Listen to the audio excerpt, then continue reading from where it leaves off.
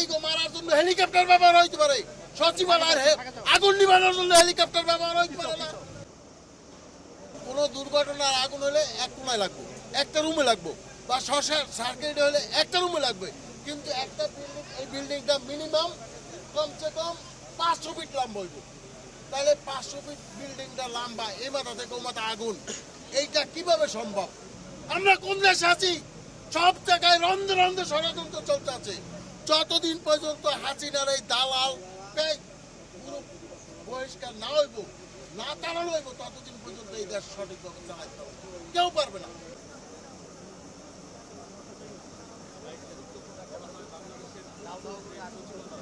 সাবেক আমলারা একটি প্রতিবাদ সভা করেছে।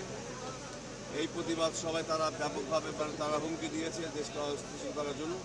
আমি দাবি করব প্রথমে তাদেরকে, যারা গতকাল এই সাবেক আমলারা যারা তাদের প্রতিবাদ সভায় ছিল, তাদেরকে অতি দ্রুত গ্রেপ্তার করে রাখা উচিত এবং তাদের মাধ্যমে জানা যাবে এই সচিবালয়ে আগুন লাগার ঘটনা।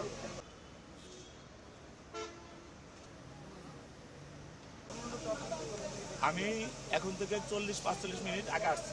আসার পরে দেখলাম একটা ইউনিট ভিতরে কাজ করতেছে, আর পূর্ব পাশে একটা ইউনিটের কি গাড়িটা দাঁড়ানো থাকার পরে আমি যা বললাম যে আপনারা ঢুকতেছেন না কেন, ভাই এই গাড়ি ঢোকে না, এই গাড়ি ঢোকে না। আমি ওনাদের সাথে অনেক ফায়ার সার্ভিসের গাড়ি ঢোকে না। ওই গাড়িটা যখন ই করে বললাম তো পূর্বের যদি আপনারা মই দেয় আপনারা আগুন দেন, বা এখানে পর্যন্ত পানি যায় না। এইভাবে না দেওয়ার পরে অনেক বলার আপনার বেকুতে ভাঙেন, বেকুতে মানুষ ঘর বাড়ি সব রাস্তাঘাট পরিষ্কার করতে পারেন, আপনার গেট ভাঙেন না, গেট ভাঙে ঢোকেন। গেট ভাঙে যখন ঢুকলো, এই গেট গাড়ি ঢুকে গেল, গাড়ি ঢুকার পর পুরা আগুন যখন পুরা লেলিহান সেটা জ্বলে গেল, ওই সময় গাড়ি ঢুকলো। গাড়ি ঢুকার পর পুড়ে গেল ওই আর একটা ইউনিট, এই গাড়ি। এভাবে করে যে এই পরিকল্পিতভাবে এখান থেকে বোম করে হলে 200 ফিট উপরে পূর্বে কিভাবে আগুন যাচ্ছে, এটা পরিকল্পিতভাবে আগুন লাগানো হয়েছে। এখান থেকে এই পাইপটা আপনি দেখতে পাচ্ছেন যে আসার পরে তাদের পানির লাইন পাচ্ছিল না, সবকিছু নিয়ে আসছে, পানির লাইন পাচ্ছিল না। পানির লাইনটা আনার জন্য একজন ফায়ার সার্ভিস কর্মী এখান থেকে আপনার ওপাশে যাচ্ছিল, যাওয়ার পর ওখান থেকে একটি খালি ট্রাক, কার্গো খালি ট্রাক সম্পূর্ণ, তারা ফায়ার সার্ভিস কর্মী রোডের মাঝখানে দাঁড়িয়েছিল।